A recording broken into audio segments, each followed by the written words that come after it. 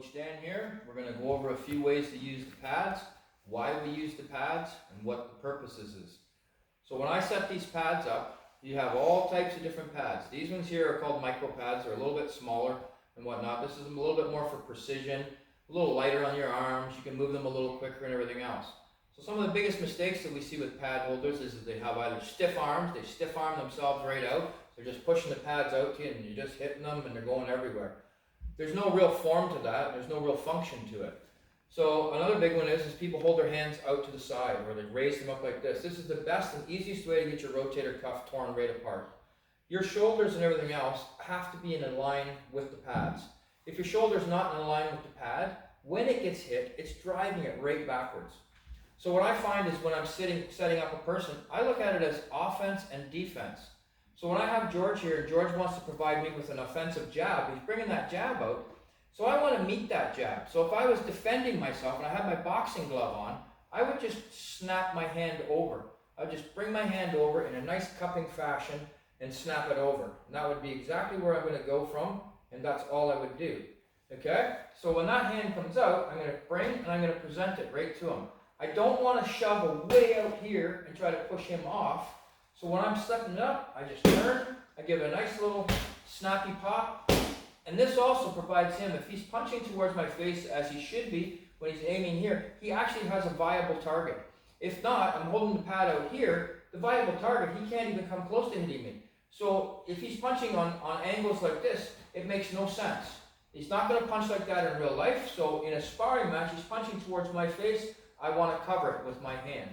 Okay, so we're just going to work the jab. So the jab's going to come out. The other way that you can do this is present. See, when my hands are by my chest, there's no presenting of it. I present, there's a jab. I present this one. A little bit of an angle. See, all I did is see how you made a little step, a little adjustment. I present towards my face. When I present like this, you need to have the experience. When I'm presenting like this, George realizes that this is the person that slipped. He slipped over to here, and he jabs. Okay? So I'm here, and I'm here. I'm here, and then I'm here. So I give him that little variation in between. But what I don't do is I go like this. This, he can't even barely reach it, and it would make no sense. So what I'm going to do is I present one to the front again. I leave a little gap in between because then it allows him, when he's facing somebody, he can jab straight forward, and then he can follow the jab over and keep his chin in line. So he'd be here and here, a slight variation. And all you're doing with your pad is the same thing. You present one pad here, right down dead center. Present the other pad, just offset a little bit, but not over here. Okay, so the jab, 1 and 2, straight there. Okay, so now if you want a small combo, the start of the combo, of course, is just throwing that left hand out, and then he throws the right hand out. When the right hand comes out, I just catch it the same way. So you don't, again, I don't want to be like this. So if he's reaching away over there, it makes no sense again. His whole body is open to leaving the target. So when I bring him just back to here, his whole body now disappears from me, which I'm the opposing person, right? So his hand is back, that jab hand comes out, the right hand comes out. Again, you notice I just drop my hand in. So this way here, my hand is out of the way. It's out of the way and it's non-presenting. If I lift my hand up like this, like other guys, they're just doing this, and then he's like, what am I supposed to do? And he just keeps punching and punching because he doesn't know what he's supposed to do. And even at that, there's no real resistance. So I want to offer a little bit of a popping resistance. Same way, if he was jabbing at my face, boom, I want to snap my hand out, turn it over, catch. Each time it's coming out, he's trying to hit me in the face. So if he's doing his job, I'm doing mine. And by doing that, I'm working on my own defense. So when you're working as a partner, if you're just a coach and you're not fighting anymore, you're not doing anything, then it's fine. You can kind of be a little bit lackadaisical, I suppose, and do what you want and whatever you want with these pads. It's irrelevant. But if you're a fighter and you want to train with a partner, you want to make sure that you are training your defense as well as your offense. So when you're on that side of the pads, you're punching. That's your offense, of course. When I'm on this side, I'm still getting the opportunity to train. And I'm looking where my head is. Keep my head in alignment when I'm working. And I can pick the pace right up. When you pick the pace up, you're not hitting them hard. you're meeting the glove, and you're where you're supposed to be. So assume that I had the glove on, I'm now punching him. He's just rotating his gloves over, okay? You can literally do this with your pads again. You can utilize your pads to make them go. So I can go with a jab, and a right hand, and I can bring it in, and he parries or pops, or whatever he wants. So I set him up, 1, 2, and I just puts that out. And that allows him to get his defense in too, while wearing his gloves. So I'm here, and then I just bring that straight out. So there's a lot of options you can use with these. We can go into a lot of the bobbing and weaving. So if I come in here and I just go here, I throw my hook punch with this, and I just weave it over his head. So what I see that a lot of guys do with that, they go 1, 2, and they go way out like this. Again, there's no relevance behind this. I see people swing from a way away. Graze his head. You want to come in, graze his head. Graze his head. If you're going away too far, you're wasting time, you're wasting his effort, graze his head. And look at where my hand is, it's right back there. So let's assume we're going to go 1, 2, I graze his head, it pops back, he's got a left hook. Right? So sometimes you figure, how do I keep up with this guy? He's so fast. Well, don't overextend. That's your first thing. 1, 2, boom. Don't overextend.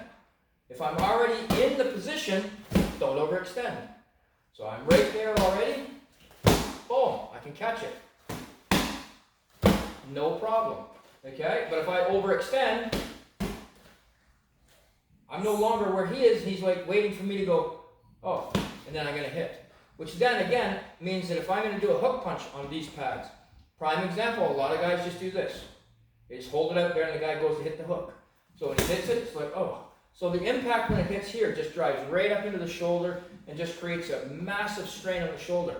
If you're setting this up and you're here, when the hook punch is coming out, meet the hook punch with a hook punch. Same. Okay? Meet it with a hook punch. Don't meet it with a straight arm, because there's no function behind this straight arm. So if I'm just setting them up, I want 1, 2, I meet it with the hook. 1, 2, meet it with the hook. 1, 2, meet it with the hook. The right hand comes out, just go slow with the right hook. The right hook comes out, same, I just reach. And with it, I have to reach a little wee bit, but I can rotate my hip. So I rotate, I bring it back. Boom. Incredibly powerful. You have no power holding that impact, unless you're super heavyweight. Okay? But from here, we just go 1, 2, 1. Again, this one's already here. It presents itself. 1, 2. I'm going to do, just go back. I'm going to go 1, 2. I'm going to go over the head. That's already there. 1, 2. Keep them simple. Increase them as you go along. And you're actually going to have a nice, good rhythm that will make the person be able to move quick and snappy. The quickness that you're looking for, these are called punch pads, focus pads, everything else. When I think of the word focus, these aren't power pads. These aren't meant to be like, let's kill this pad. It's another big mistake I see. I see a lot of guys will put their hand up and the guy he just barrels in and he just tries to hit it with everything he's got. 90% of the time when that happens, 9 out of 10 times, he'll throw that so hard, he's actually going to be off balance. So then I smack him in the head on the way across. Okay, so the tool here is, again, on this side of it, is only as good as the person that's using it. So if I set these up and I go here, and when George brings this hand back, let's assume he drops it. He drops it down, he's keeping it under his chin a little bit. Okay, so he does it again, he goes here, I bring it out, I give him a tap. Okay, so I go here, 1, 2, I tap, oh, look, the hand's up already. So you can do this. Now, you got to tell your player, don't just come out and start slapping the guys in the head, because they're probably not going to like that much. It's the same thing if you jab forward with it, right? So when he comes out, I go here, he brings it a little bit low. So when it comes low, I give him a little tap. And he goes, oh, right, hand. So you're actually actively engaging him right there. Actively engaging. And then he knows where it is. And then if you have to, really, you just pull his head down, or whatever you got to do, move them. Right? Don't be afraid to move your players. So when you're in the coaching aspects, every aspect that you utilize with these is really crucial, because they're very fine refinement that you can utilize with these tools. So once I set them up, I'm here, right there. It's automatically going to be there. If I want to go to the body and do 1, 2, that comes in the body. Okay, so anywhere I go, if I go down the center, I go 1, 2. I come down the center, he covers the center line. Okay, so you see, again, you're using these pads. You can use these pads, tie pads, there's all kinds. You can have sticks to use, everything. So what I like to do is I'm moving and I give them the opportunity to create some sort of a defensive option. So anywhere where I'm moving to, they have the ability to do something, some kind of a defense. Now at the same time, what's happening on my side? If I'm doing a defense, if George blocks my left hook, and I'm doing this as an offensive player, I want to hear boom, I want to hit, but then I want to return. Okay? So again, if you're a player and not just a coach, you don't want to just go like that and not have this hand in active play. So if you're a player, you want to make sure that you're rolling, you're coming in and you're coming back out. If you're rolling to that side, you're coming in and you're coming back out. If you're doing a technique where you're coming over the top and an uppercut, then you want to be here. So he comes in for his uppercut, boom, pop, and be there. Be there for him. So he can come in, he can do an uppercut, and then he can come right off of it into the hook. Boom. It'll be just a 1, 2, 1, 2. And it just snaps 1, 2. He's going to be right there, right on top of it. Okay, so it's really super easy to get the guy moving and getting him flowing. Break stuff down really slow though. Don't go. So I just start, when I'm doing this, I even start to get this visual cue. So I bring my left hand up to show him, I present. I bring my right hand up to show him. He can present. Now if I tell him, I only want you to use your left. So I bring it up. That shows me is where he is in the center line. Then when I take him off his center line, he has to rotate a little bit more and make sure that his head stays on that center line. Because if he opens up, his chin opens. So I present to the center, his center line will be completely covered. With that out, everything's covered underneath, good shot. When I do this, if he doesn't move, and I present over here, that whole center line becomes open. All he has to do is rotate his foot a little bit, and that's where he's going to be. So if you're on an opponent, you're going to have the ability to move. Okay, so if you like this video, comment, like, share, and subscribe.